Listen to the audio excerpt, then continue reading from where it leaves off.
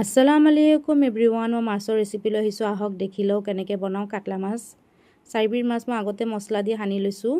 ইয়াত তেলখিনি দিয়াৰ লগে লগে গৰম হৈ গ'ল তেল।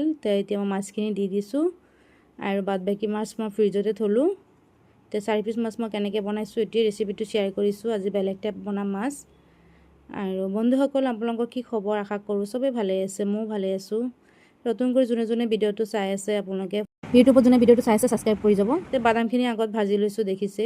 এতিয়া মই পেষ্ট কৰি ল'ম। জলকীয়া আৰু সৰু সৰু পিঁয়াজ দি লৈছোঁ আৰু সৰিয়হ, ক'লা সৰিয়হ, আপোনালোকে বগা সৰিয়হ দিব পাৰে। মোৰ পেষ্টটো হৈ গ'ল। যোন তেলত আপোনাৰ মাছ ভাজিছিলোঁ সেই তেলতে আপোনাৰ অকণ গোটা জিৰা দি লৈছোঁ।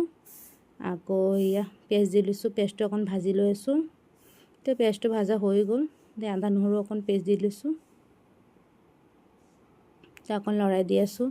এয়া পেষ্টটো বনাইছিলোঁ, যোনটো সৰিয়হ বাদামৰ পেষ্টটো বনাইছোঁ এইটো দি দিছোঁ। এতিয়া অকণ লৰাই দি আছোঁ। মছলা যি লাগে দি আছোঁ। হালধি গুড়ি দিলোঁ, জিৰা গুড়ি, ধনিয়া গুড়ি, জলকীয়া আৰু নিমখ দিছোঁ। আপোনালোকে এনেকৈ ট্ৰাই কৰি চাব, ঘৰত বনাই বহুত ভাল লাগে। চব্জি দি খোৱা হয়, পিঁয়াজ দি আপোনাৰ ভুনা বনাই খোৱা হয়। এনেকৈ ট্ৰাই কৰি চাব, আপোনালোকে ভাল লাগে খাই। আৰু এইকেইদিন আপোনাৰ মাংস খাওঁতে আৰু ভাল নালাগিছে ঈদ বুলি গোটা আপোনাৰ কেঁচা জলকীয়া দি দিছোঁ। পানীটো দি তেলখিনি উঠি গৈছে। আকৌ অলপ পানী দিছোঁ, মছলাটো ভাল কৰি ভুনক। ঢাকনাটো লগাই দিলোঁ। এতিয়া এই ঢাকনাটো উঠাই দিছোঁ। পানীখিনি উতলি আছে। এতিয়া মাছখিনি দি দিম।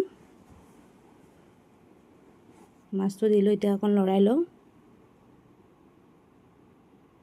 আৰু আমাৰ ফাইনেলি আমাৰ মাছটো কালাৰটো কি ধুনীয়া আহিছে গাইজ, দেখিছে।